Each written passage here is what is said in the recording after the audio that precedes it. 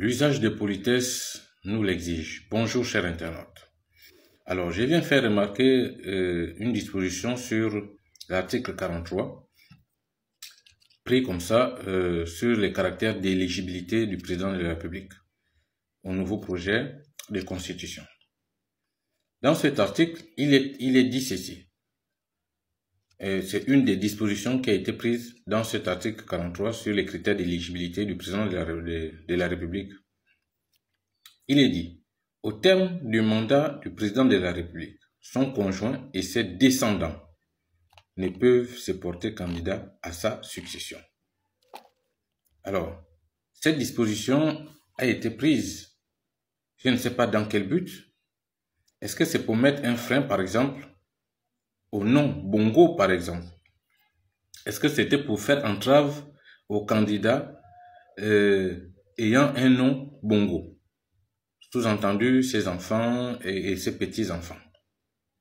Si c'est le cas, si cette disposition est-elle appliquée et que d'aventure, autant pour moi, le oui l'emportait, il faudrait déjà savoir que le président de la transition, Brice Clotaire Oligui Nguema, est un descendant direct de la famille Bongo et donc de facto ne peut se présenter à aucune élection au Gabon parce qu'il est descendant de la famille Bongo. Il faudrait que les gens comprennent que lorsqu'on applique des dispositions, ces dispositions doivent être irréversibles pour des personnes qui sont censées les appliquer. Donc, si le président de la transition souhaiterait se présenter à l'élection présidentielle, par exemple, il faudrait qu'il sache que cette disposition à l'article 43 sur les critères d'éligibilité sont également prises pour sa personne parce que étant descendant de la famille directe d'Omar Bongo, étant matrilinéaire également, les neveux, ce sont les descendants, les petits-enfants, ce sont les descendants, les cousins, ce sont les descendants. Donc, il faudrait qu'il sache que cette disposition s'applique à sa personne également. Et donc, il ne devrait pas se présenter à cette future élection présidentielle si d'aventure le projet est acquis ou admis à la cause du oui.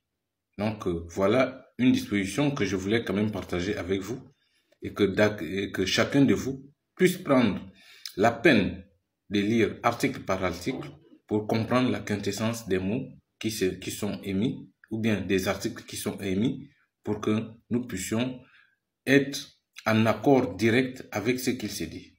Donc, merci à vous, ceux qui m'ont suivi. Je vous dis merci et rentrez dans la lecture de la Constitution pour au moins avoir un choix de vote le jour du référendum et ne pas être partisan d'un vote parce que si on aurait voté oui, ce serait à cause d'eux. Ou si on aurait voté non, ce serait à cause d'eux. C'est une affaire de constitution et la constitution, c'est le socle de nos institutions. Je vous remercie.